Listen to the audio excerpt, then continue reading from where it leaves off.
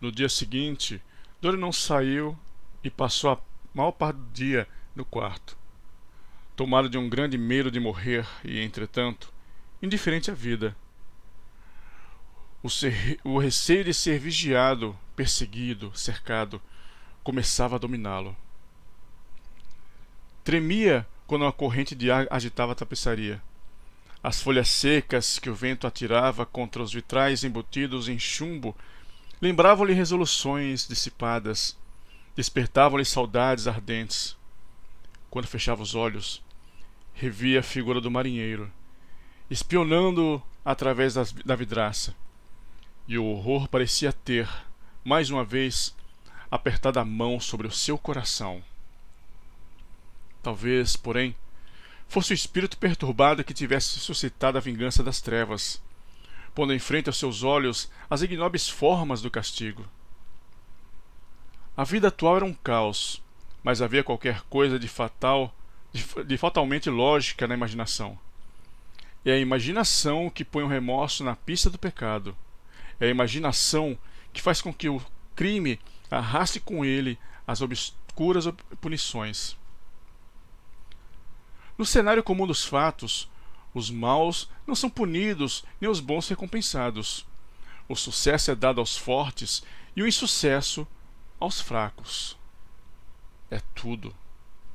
Ademais, se algum estranho houvesse rondado pelas proximidades de sua casa, os guardas ou os criados o teriam visto.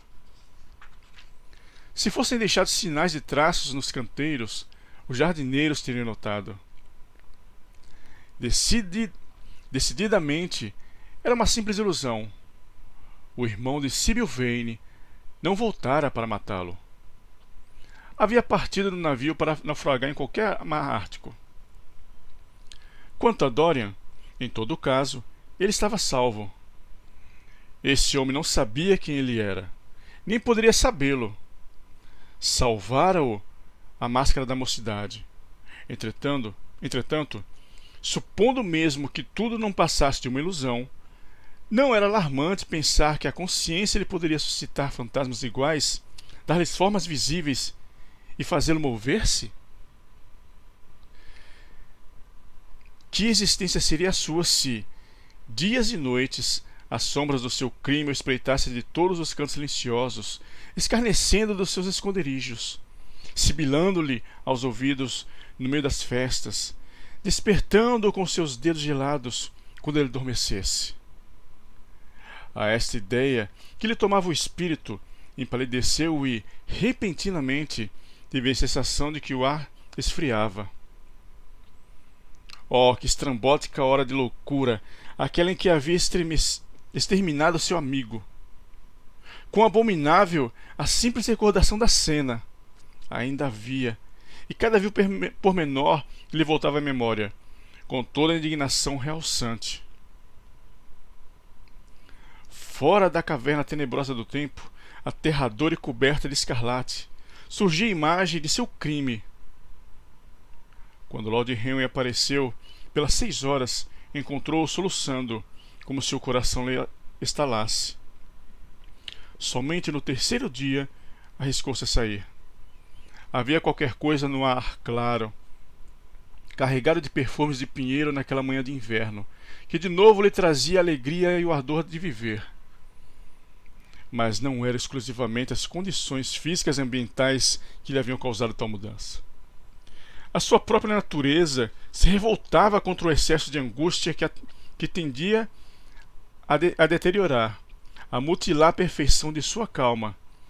Assim sempre acontece com os temperamentos sutis e finamente educados. Suas paixões fortes devem ou dobrar-se ou magoá-los.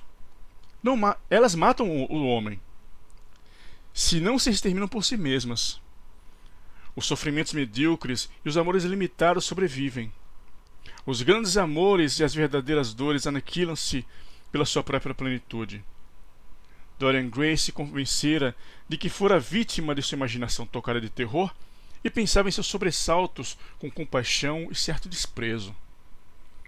Depois do almoço matinal, passeou cerca de 1 hora com a duquesa pelo jardim, atravessando ambos em seguida o parque em um carro para alcançarem a calçada. A geada estalando sobre os passos cobria a relva como areia. O céu era uma taça revirada de metal azul. Uma leve camada de gelo orlava a superfície úmida do lago cercado de caniços.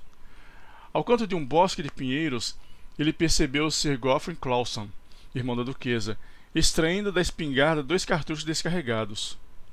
Saltou do veículo e, depois de recomendar ao groom que reconduzisse o animal ao castelo, tomou a direção do ponto de seus hóspedes, através dos galhos caídos e dos ásperos abrolhos. "Fizeste boa caçada, Geoffrey?" perguntou ele. "Não das melhores, Dorian. Os pássaros estão na planície.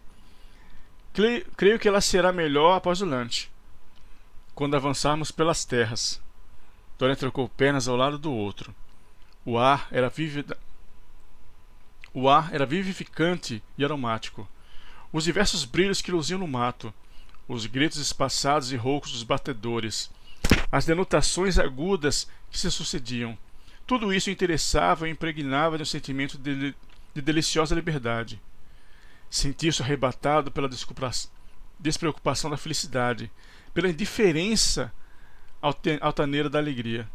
Subitamente, de uma pequena eminência relvosa, a 20 passos deles, com as pontas negras de suas orelhas asbestadas e suas longas pernas traseiras distendidas, partiu uma lebre. Correu em direção a um grupo de álamos. Sir Geoffrey levou a arma ao ombro, mas havia qualquer coisa de tão gracioso no salto do animal que Dorian se enterneceu e pediu: "Não atires, Geoffrey. Deixa viver." "Que tolice, Dorian!" disse, rindo o companheiro e, como a lebre fosse saltando junto ao mato, disparou. Ouviram-se 2 gritos: o da lebre ferida, que é pungente, e o de um homem mortalmente golpeado, que é de outra forma horrível.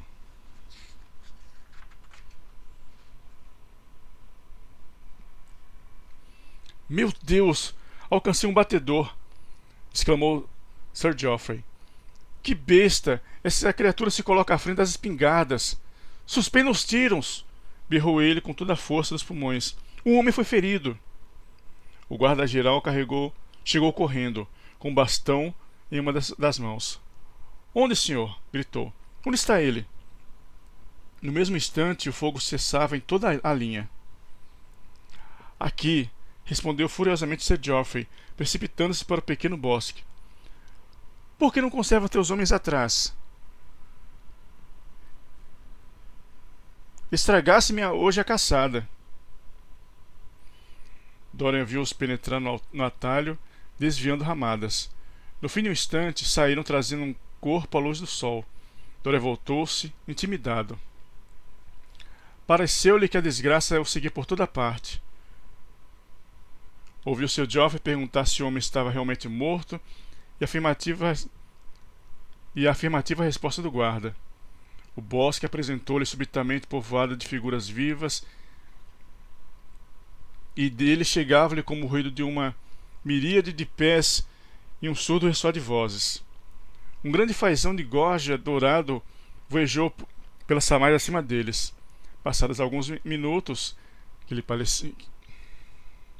pareceram, no seu estado de superexcitação, ora sem fim de dor, ele sentiu alguém pousar-lhe a mão no ombro, estremeceu e espiou em volta.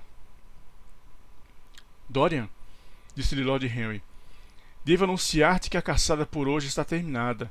Não podemos prossegui-la."